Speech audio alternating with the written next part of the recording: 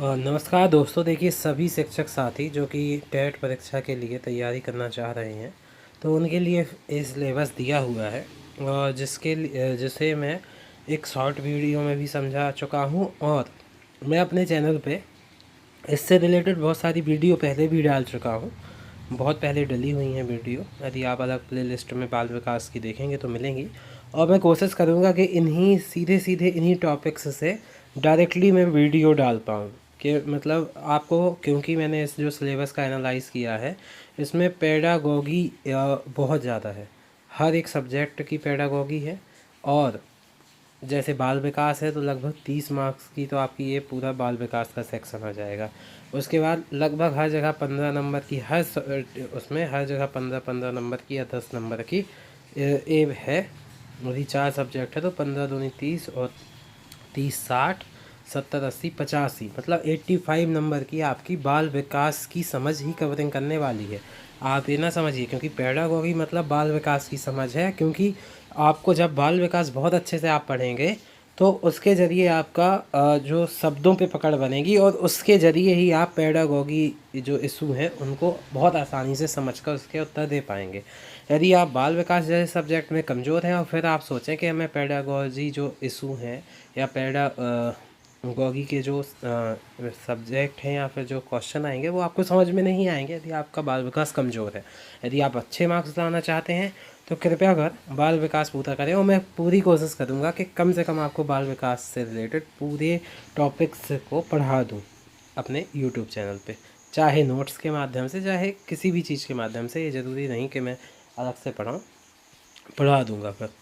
तो आप देख सकते हैं कि जैसे सबसे पहले 15 मार्क्स का बाल विकास लिखा है, ये पूरा बाल विकास है। 10 और 5 अधिगम हो गया शिक्षा, ये बाल विकास में आता है। समावेशी शिक्षा की अवधारणा 5 मार्क्स और 10, ये देखिए आप पूरा पूरा ये वाला आपका पार्ट पूरा आ गया आपका आपके बाल विकास में।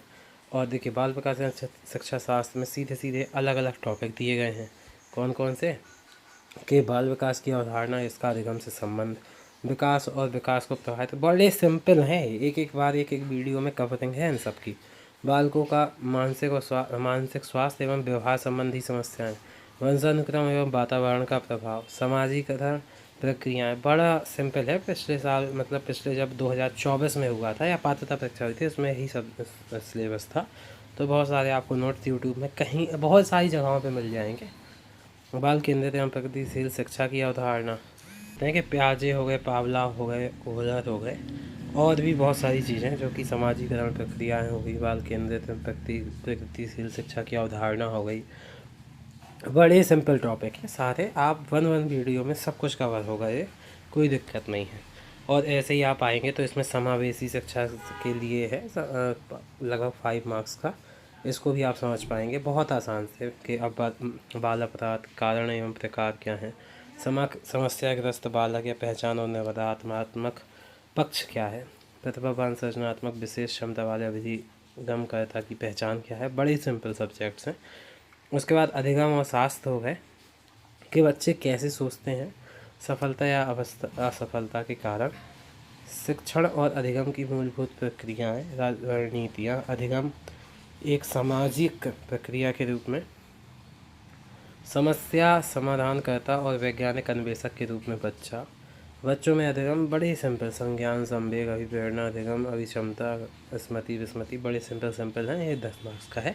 ये लगभग पूरा हिस्सा आपका 30 मार्क्स में कवर होगा। उसके बाद देखिए लैंग्वेज है। लैंग्वेज आपको हिंदी लैंग्वेज देखने को मिलेगी, और लैंग्वेज में इंग्लिश लैंग्वेज है और संस्कृत लैंग्वेज है। आप हिंदी लैंग्वेज तो लेंगे, वो क्लियर है, पर जो आप अदर लैंग्वेज लेंगे उसमें इंग्लिश का ऑप्शन रहेगा, संस्कृत का ऑप्शन रहेगा, उर्दू का ऑप्शन रहेगा, जो भी आप लेना चाहें। जैसे इसमें तो सीधा सीधा है कि देखिए अब 15 मार्क्स की हो गई इसकी पेडागोगी, जैसे भाषा सीखना, ग्रहणशीलता, शिक्षण के सिद्धांत। अब ये आपके होंगे बाल विकास से कवर। यदि बाल विकास के शब्दों की समझ आपको बन गई एक बार, तो ये हिस्सा आपका बड़ा सिंपल हो जाएगा जो 15 मार्क्स का है। और जो अदर है तो इसमें देखिए ये हो गए आपके, यहाँ पे आएगा गद्यांश। तो अब गद्यांश पढ़ के उत्तर देना बड़ा सरल है। अपठित पद्यांश, उसको पढ़ के उत्तर देना वो है सरल। उसके बाद यहाँ पे थोड़ा सा आपकी साथ साथ कुछ व्याकरण से रिलेटेड चीज़ें भी आ जाती हैं यहाँ पे। जैसे यहाँ पे देखो एक शब्द लिखा हुआ है यहाँ पे व्याकरण, तो व्याकरण में आपको बहुत सारा हिस्सा आ जाएगा, संधि समास, बहुत सारी चीज़ें जो भी होती हैं, विलोम शब्द। तो पर यहाँ पे आप उतना ध्यान देंगे तो है ही, एक बार आप पढ़ेंगे तो पूरा सिलेबस साथ में, परंतु साथ साथ ये भी है। ओके, उसके बाद आप इंग्लिश लैंग्वेज लें या फिर संस्कृत लैंग्वेज लें या फिर उर्दू लैंग्वेज लें, आपके साथ उर्दू लैंग्वेज देख सकते हैं सेम है, जो कि आपको जैसे संस्कृत में भी, जैसे हिंदी में आपको बताया या इसमें बताया, वो एक ही चीज़ है कि भाषाई बोध, गद्य पद्य, या इंग्लिश में भी मतलब वो आएगी आपकी लैंग्वेज स्किल्स, जो तो पैडागॉजी का हो गया, अनसीन पैसेज आ जाएगा, प्रोज आएगा, एक एक पैसेज आ जाएगा। ऐसे ही संस्कृत लैंग्वेज में, ऐसे लैंग्वेज में सारे सेक्शन में यही होगा, और सबका फिर पैडागॉजी भी आएगी आपकी। और इसमें आप साथ साथ ये भी देख पाएंगे, जैसे मैथ्स आ गई। अब मैथ्स भी बड़ी सिंपल आती है, ऐसे कोई भारी मतलब, क्योंकि 5th ग्रेड तक का रहता है प्राइमरी में, तो सिंपल मैथ आती है, ऐसे कोई वो नहीं आती कि आपको यदि बेसिक चीज़ें पता हैं। 10th तक की मैथ भी पता है, आप कुछ ना कीजिए, केवल 10th तक की मैथ कंप्लीट करेंगे तो भी आगे वाली मैथ आराम से बनेंगे। यदि आप अभी फ़िलहाल जो भी करते हैं 10th तक की मैथ पर्याप्त है, बहुत छोटी। और 5th में जैसे जो चीज़ें हैं, घटना, जोड़ना, घटाना, गुणा, भाग, अब एक क्या आई है इसमें, बड़ी इकाइयाँ, छोटी इकाइयाँ, पर अब ये ज़रूरी नहीं कि ऐसा लिखा तो ऐसा आएगा, थोड़ा सा उसका टिपिकल रूप आता है, तो वो आपको धीरे, जब आप कॉम्पिटिटिव मैथ पढ़ेंगे तो आपको वो समझ में आने लगेगा। मैथ हो गई आपकी, उसके भी पेडागॉजिकल इशू हो गए 15 नंबर के, तो 15 नंबर में 15 ही सवाल आएंगे, उसके बाद 15 नंबर के वो हो गए। और ये चीज़ आपसे बनेगी कैसे, यदि आप इसको पढ़ेंगे भी साथ में। पर मेन क्या होता है कि बाल विकास के शब्दों से ही ये समझ में आता है, तो वैसे समझ लेंगे। उसके बाद 30 नंबर की EVS में भी 10 नंबर का आपको पेडागॉजिकल इशू ही पढ़ना है। उसके बाद एक 20 नंबर में 20 क्वेश्चन में ये सब करंट अफेयर, फिर मानव निर्मित संसाधन, प्राकृतिक उपज, ये सब आप पढ़ लेंगे। इसकी बहुत सारी बुक्स आती हैं जिसमें आप MB.TET के लिए तैयारी कर सकते हैं किसी भी बुक्स के द्वारा। और आप यहाँ पे भी देख सकते हैं EVS में खेल एवं कार्य आवास, वही जो कि 1 to 5 में सिलेबस है, उसी से रिलेटेड सवाल बनेंगे।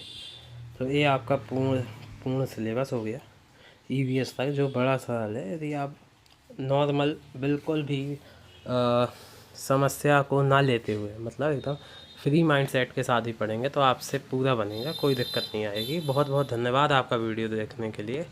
जय हिंद।